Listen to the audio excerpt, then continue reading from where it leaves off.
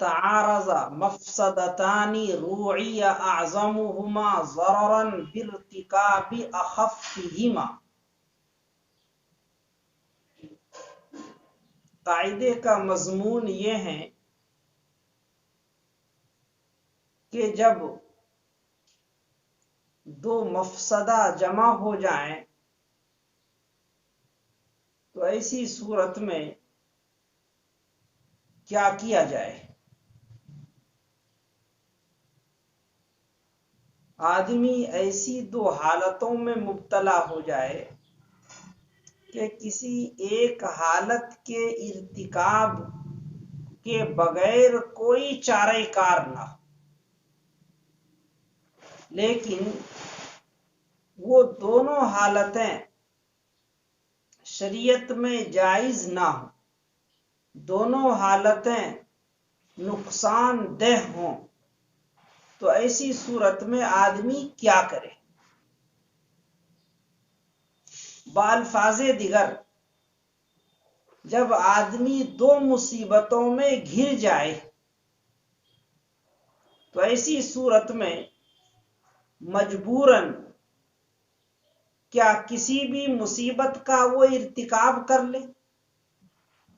یا ان دونوں میں جو اشد ہے اس کے ارتکاب سے بچے اور ان دونوں میں جو اخف ہے اس کا ارتکاب کر لے؟ یہاں قاعدے کے اندر یہی مضمون دیا جا رہا ہے کہ ایسے موقع پر کیف متفق کسی ایک مفسدے کا مرتکب نہ ہو، بلکہ ان دونوں مفسدوں میں جو اخف ہے اس مفسدے کا ارتکاب کرے اور اپنی ضرورت کی تکمیل کرے. تو مفسدتان یہ تثنیہ ہے مفسدہ کی، اور مفسدہ کے معنی ہیں باعث ضرر، وہ چیز جس میں بگاڑ ہو، جس میں فساد ہو. تو فساد میں ڈالنے والی دو چیزیں اگر جمع ہو جائے تو کسی ایک کا ارتکاب نہ کر کے ان میں جو اخف ہے، ہلکا ہے، اس ضرر کا ارتکاب کرے اور اشد کے ارتکاب سے بچے. اس قاعدے کی مزید وضاحت اس کی مثال سے ہو جاتی ہے کہ ایک آدمی جسے زخم لگا ہے، ایسا زخم لگا ہے جب وہ نماز رکوع اور سجدے کے ساتھ پڑھتا ہے تو وہ زخم بہنے لگتا ہے، خون نکلنے لگتا ہے اور طہارت اس کی زائل ہو جاتی. لیکن وہی زخم خوردہ اگر نماز بغیر رکوع اور سجدے کے اشارے سے بیٹھ کر پڑھتا ہے تو اب وہ آدمی طہارت کے ساتھ نماز پڑھ لیتا ہے، لیکن وہ رکوع نہیں کر پاتا ہے، سجدہ نہیں کر پاتا ہے. یہ آدمی دو مفسدے کے اندر گھر گیا ہے. ایک مفسدہ یہ ہے کہ نماز بغیر طہارت کے پڑھ رہا ہے، جس صورت میں وہ کھڑے ہو کر کے نماز پڑھتا ہے، جس صورت میں بیٹھ کر کے نماز پڑھتا ہے، تو اس صورت میں ایک اور مفسدے میں مبتلا ہوتا ہے کہ نماز میں وہ سجدہ نہیں کر رہا ہے، نماز میں رکوع نہیں کر رہا ہے. تو نماز بلا طہارت پڑھنا یہ بھی ایک مفسدہ ہے، نماز بغیر رکوع اور سجدے کے اشارے کے ساتھ پڑھنا جبکہ رکوع اور سجدے پر قادر ہو یہ بھی ایک مفسدہ ہے. لیکن یہ آدمی اگر ایک سے بچتا ہے تو دوسرے میں مبتلا ہوتا ہے، دوسرے سے بچتا ہے تو پہلے میں مبتلا ہوتا ہے۔ اگر وہ رکوع اور سجدے کے ساتھ نماز پڑھنا چاہتا ہے تو اس کی طہارت باقی نہیں رہتی ہے، اس لیے کہ جھکنے سے رکوع اور سجدے میں کھڑے ہونے میں زخم جاری ہو جاتا ہے۔ اور اگر وہ آدمی طہارت کو بچاتا ہے کہ لو میں بیٹھ کر کے نماز پڑھوں تاکہ طہارت باقی رہے، تو اب وہ آدمی رکوع اور سجدے نہیں کر رہا ہے، تو رکوع اور سجدہ نہ کرنا یہ بھی ایک مفسدہ ہے۔ تو اب یہ آدمی کیا کرے کہ ایک آدمی جو کہ نمازی ہے، پنجگانہ نماز ہے وہ پڑھتا ہے، ہٹا کٹا جوان ہے، لیکن اچانک اسے ایک زخم لگ گیا ہے اور اس زخم کا یہ حال ہے کہ کھڑے ہو کر کے نماز پڑھے رکوع سجدے کے ساتھ تو زخم بہتا ہے، طہارت زائل ہوتی ہے، اور اگر بیٹھ کر کے نماز پڑھتا ہے تو زخم نہیں بہتا ہے، لیکن اس صورت میں رکوع اور سجدہ وہ کرنے پر قادر نہیں ہے، تو یہ آدمی کیا کرے؟ بیٹھ کر کے نماز پڑھے، چاہے رکوع اور سجدہ چھوڑنا پڑ جائے لیکن طہارت زائل نہ ہو، یا یہ آدمی رکوع سجدہ نہ چھوڑے چاہے طہارت زائل ہو جائے، تو دونوں باتوں کی گنجائش نہیں ہے اصلا کہ نماز تو رکوع سجدے کے ساتھ ہی ہونی چاہیے، اس لیے کہ نماز میں سب سے اہم اور متم بالشان رکن تو سجدہ کرنا ہے کہ بندہ اللہ کے سامنے اپنی عاجزی اور انکساری کی جو آخری حد ہوتی ہے گویا کہ اس آخری حد پہ پہنچ جاتا ہے۔ سب سے اپنی محترم اور معظم چیز جو پیشانی ہے، آدمی اس پیشانی کو کسی کے سامنے رکھ دیتا ہے تو یہ اس کی عاجزی کی گویا آخری درجہ ہے، آخری حد ہے۔ اور عبادات کا مقصد بھی یہی ہے کہ بندہ اللہ کے سامنے اپنی عاجزی اور انکساری کا اظہار کرے، تو جس عبادت کے اندر عاجزی اور انکساری ہی نہ آئے تو وہ عبادت تو گویا کہ اپنی روح سے خالی ہے۔ تو وہ زخم خوردہ آدمی یہ چاہتا ہے کہ میری نماز رکوع سجدے سے بھی خالی نہ ہو، اور وہ یہ بھی چاہتا ہے کہ میری نماز طہارت کے ساتھ ہو، بلا وضو کے نماز ہی نہیں ہوتی۔ مفتاح الصلاۃ الطہور کہ طہارت تو نماز کی کنجی ہے، بغیر طہارت کے تو نماز ہوگی نہیں۔ تو یہاں دیکھیے یہ آدمی دو مفسدے کے اندر گھر گیا، کیا کرے؟ بیٹھ کر کے نماز پڑھتا ہے تو رکوع سجدے نہیں کر پا رہا ہے، اور اگر کھڑے ہو کر کے نماز پڑھ رہا ہے تو طہارت اس کی برقرار نہیں رہ رہی ہے۔ تو اب یہ دیکھا جائے کہ نماز تو بہرحال پڑھنی ہے،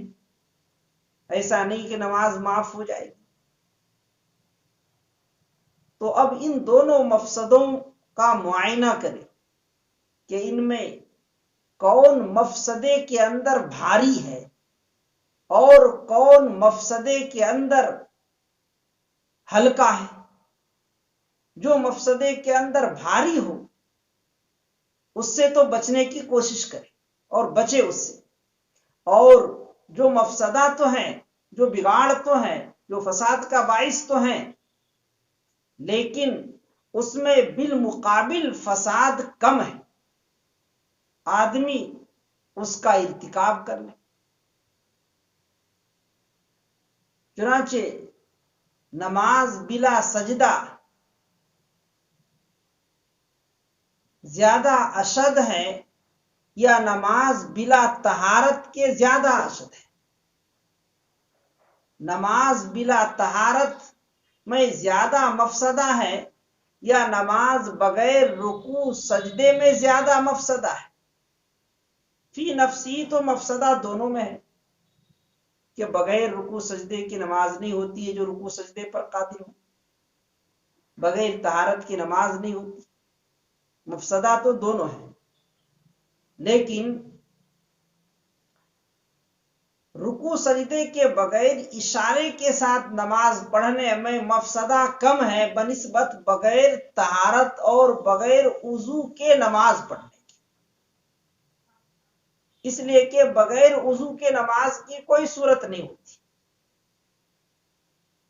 لیکن اشارے کے ساتھ بعض حالتوں میں نماز پڑھنے کی اجازت ہوتی ہے۔ تو پتہ چلا کہ بلا طہارت نماز یہ زیادہ اشد ہے، اس میں فساد زیادہ ہے، اس میں بگاڑ زیادہ ہے، اور رکوع سجدے کے بغیر اشارے کے ساتھ نماز پڑھنا جبکہ رکوع سجدے پر قادر ہو، اس میں بھی مفسدہ ہے، لیکن طہارت کے زائل ہونے کے مقابلے میں مفسدہ کم ہے۔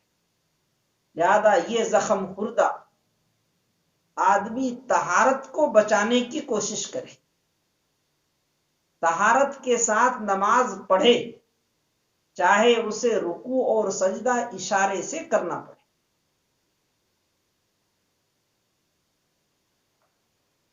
چنانچہ اس قاعدے کے اندر یہی رہنمائی کی گئی کہ کیف متفق، یہاں اس زخم خوردہ کے لیے اجازت نہیں ہے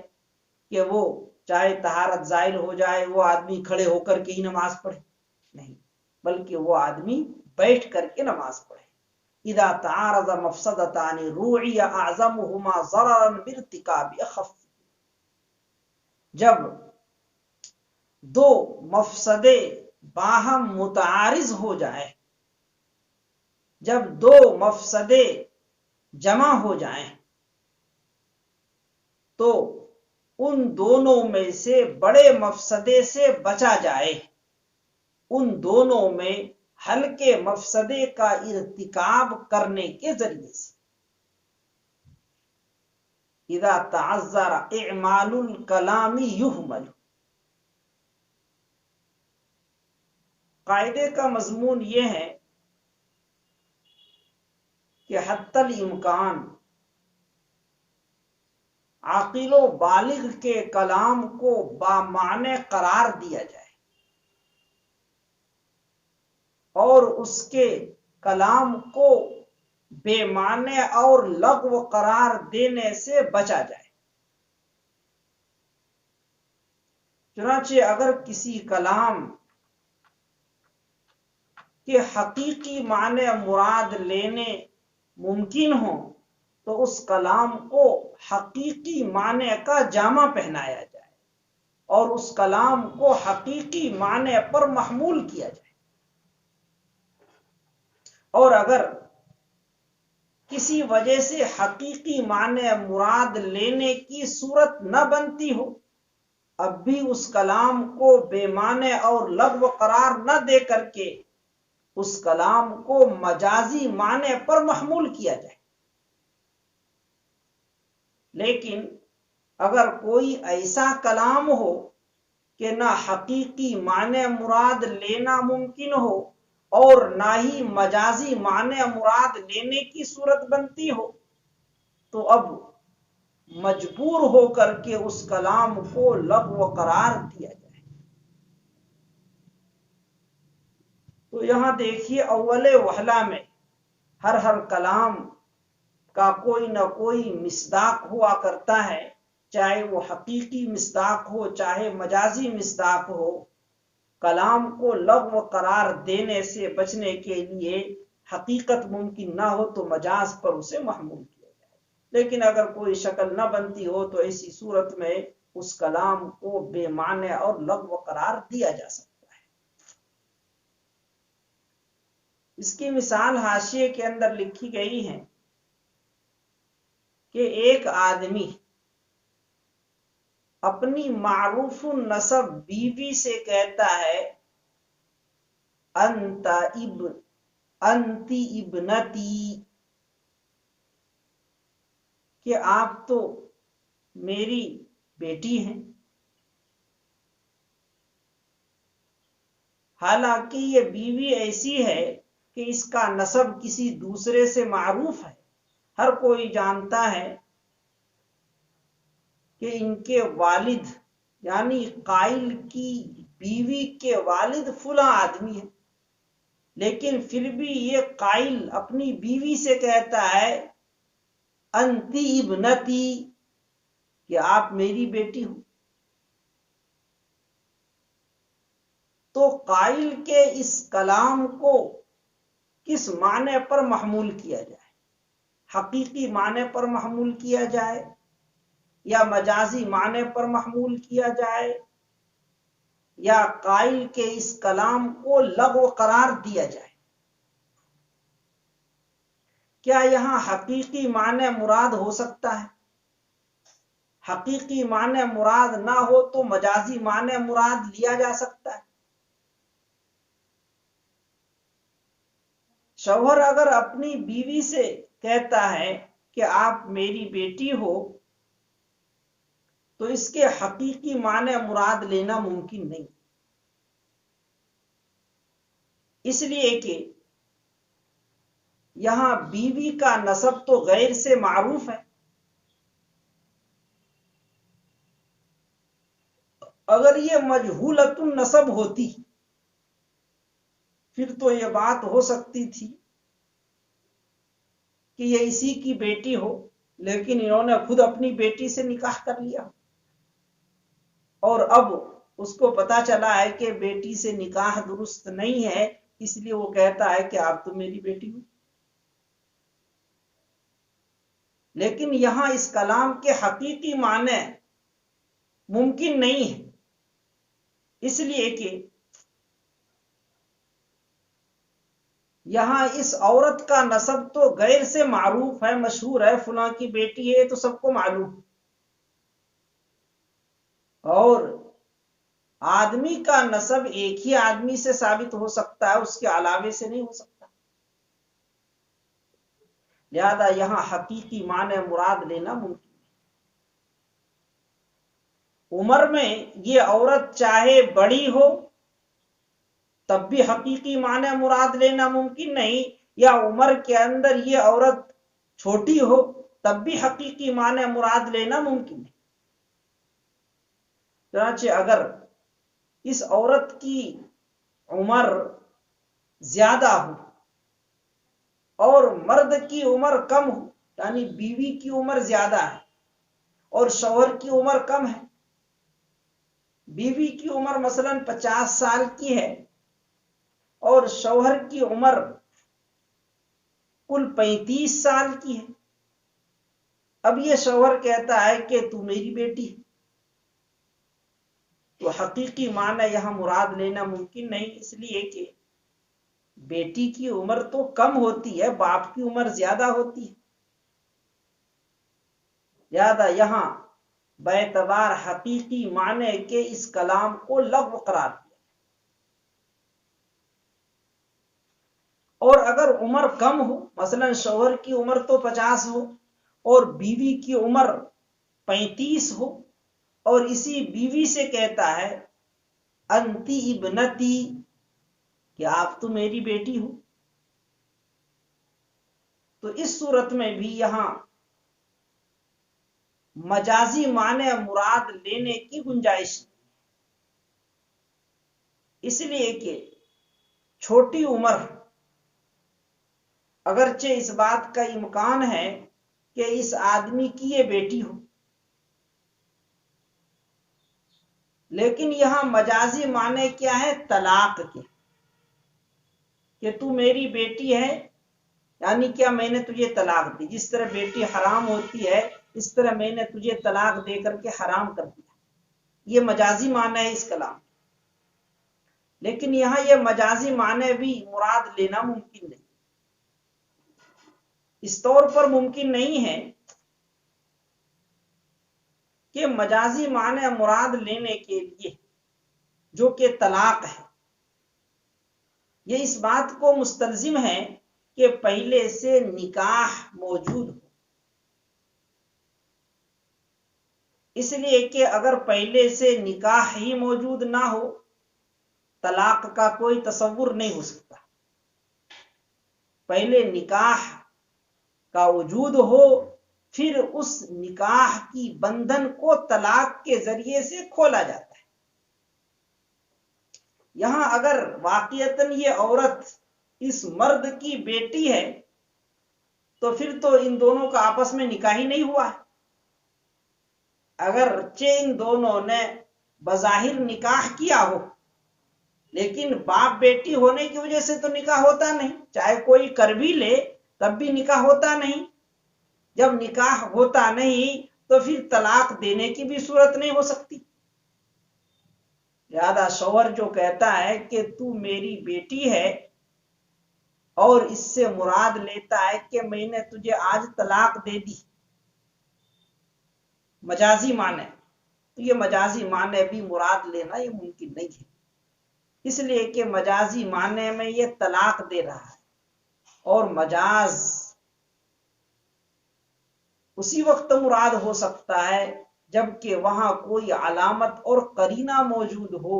نکاح کے صحیح ہونے کی، اور یہاں کوئی علامت اور کوئی قرینہ نہیں ہے، اس لیے کہ باپ اپنی بیٹی سے نکاح نہیں کر سکتا۔ تو مطلب یہ ہے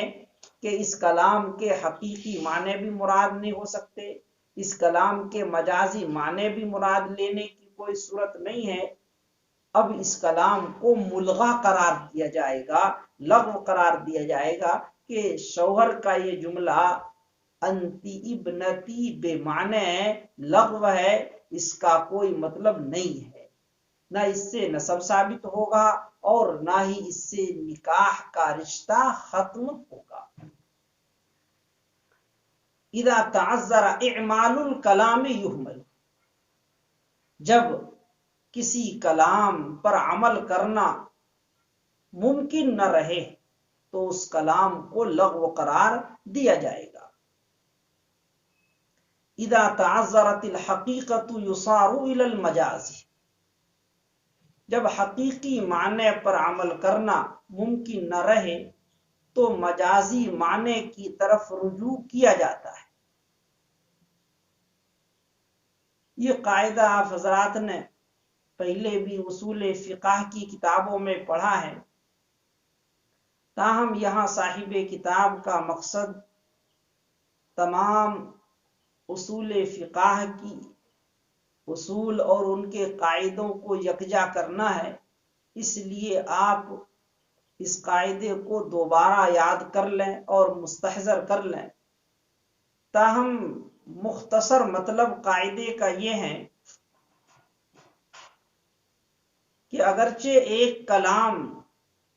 کے ایک معنی حقیقی اور دوسرے معنی مجازی ہوتے ہیں، لیکن ان دونوں معانی میں اصلی اور واقعی معانی تو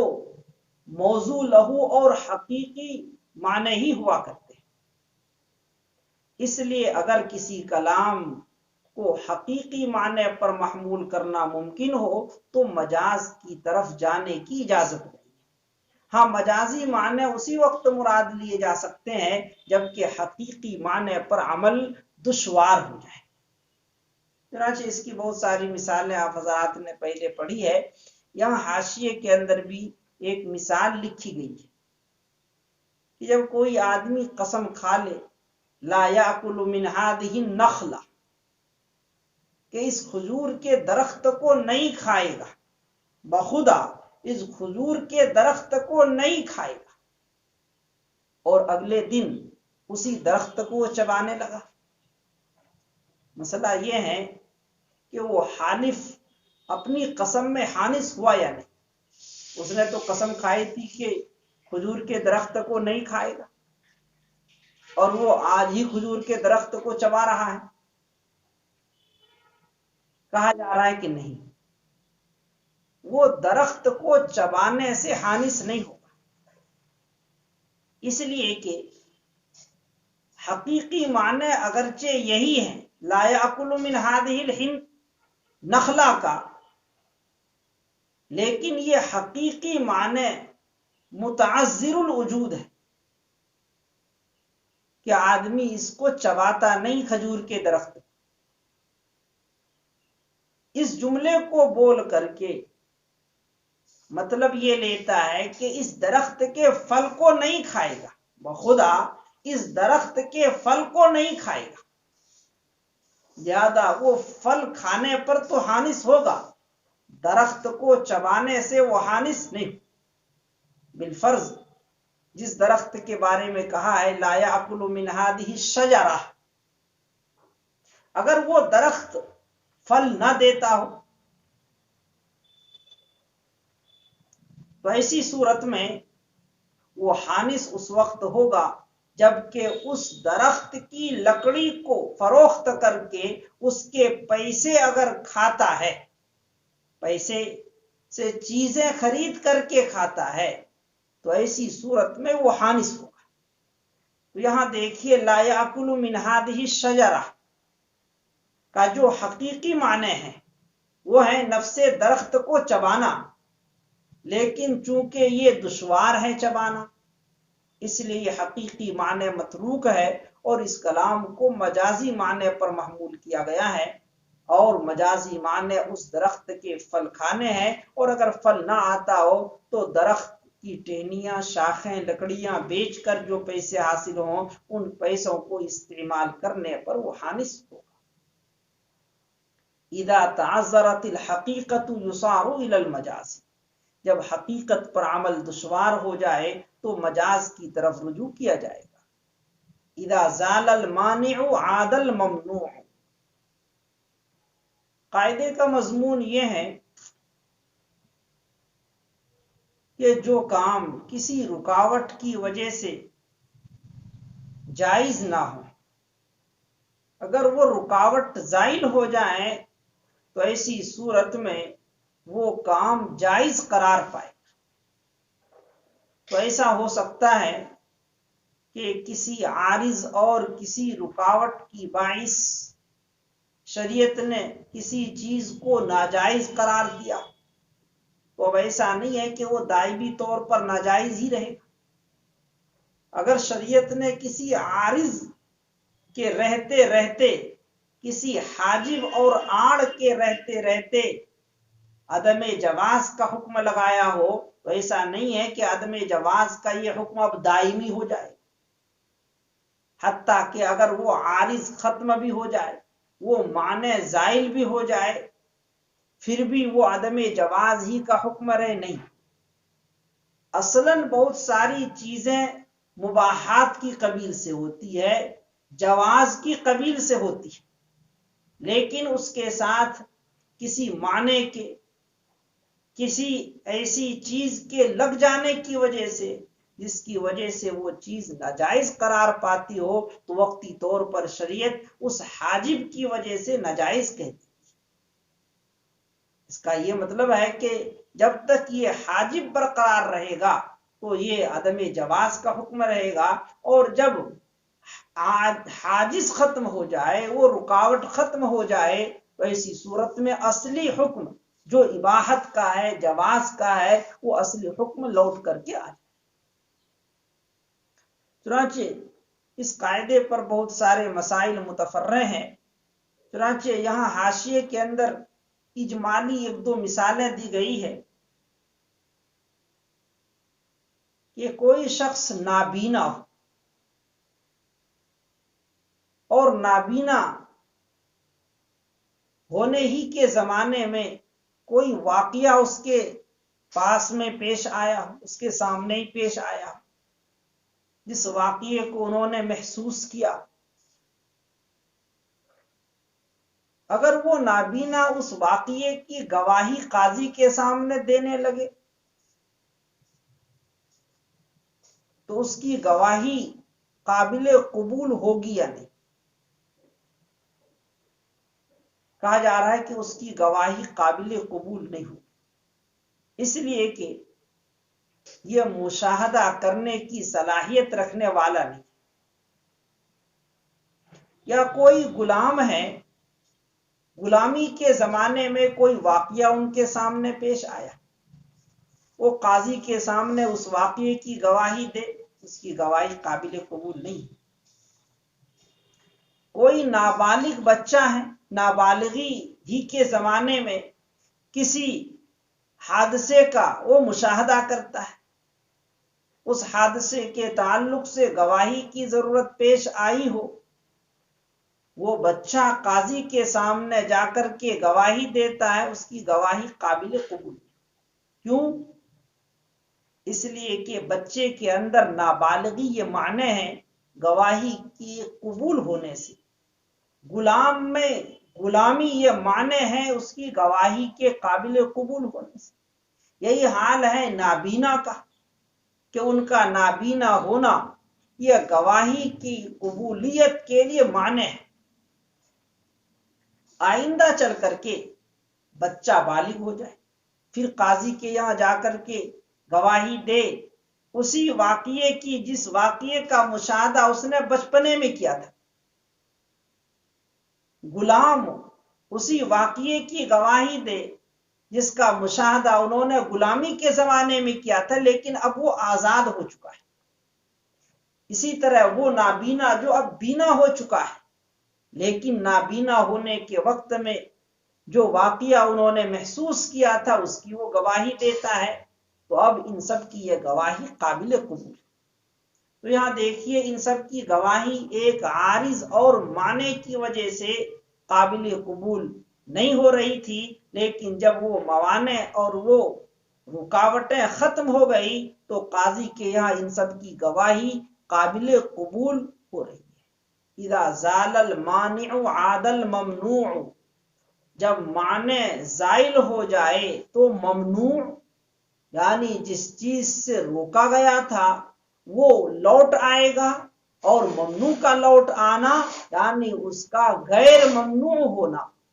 اب وہ چیز جائز ہو جائے گی۔ اذا سقط الاصل سقط الفرع، جب اصل ساقط ہو جائے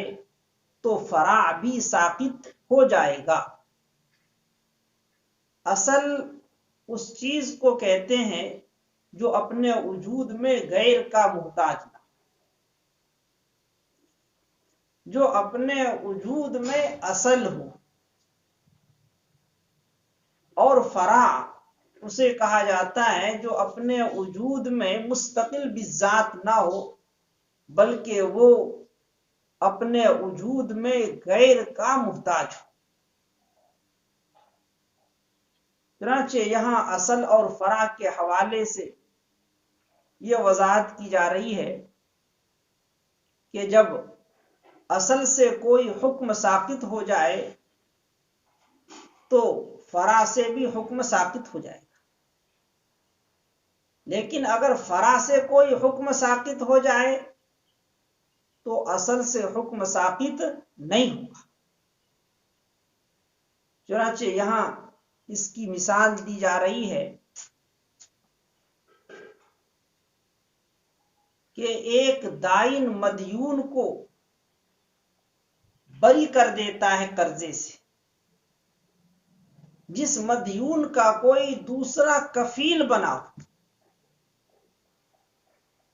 یعنی ایک آدمی قرضہ لینے کے لیے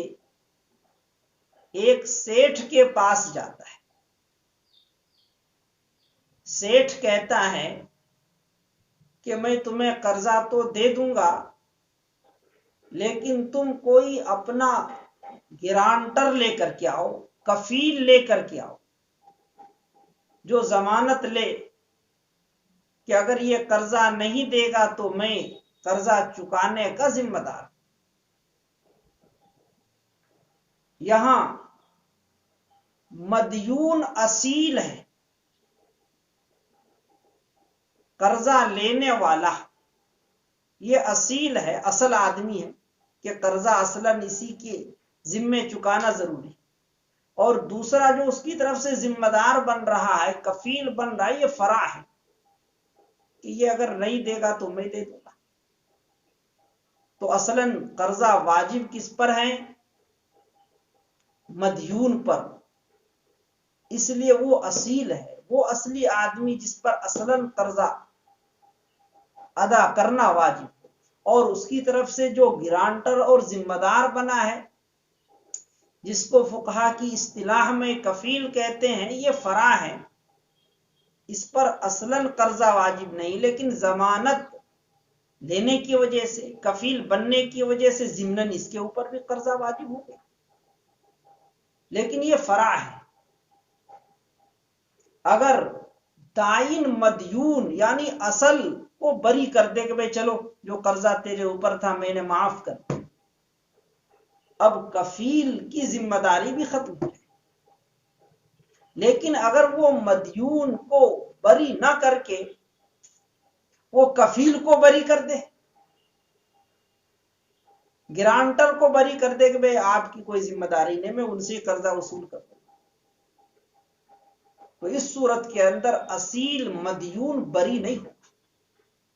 تو یہاں دیکھیے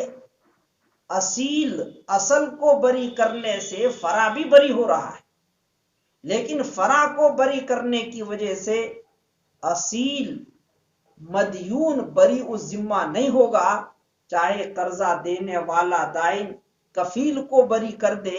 لیکن کفیل کو بری کرنے کی وجہ سے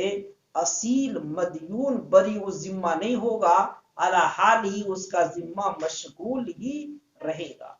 اذا سقط الاصل سقط الفرع، جب اصل ساقط ہو جائے تو فرع بھی ساقط ہو جاتا ہے۔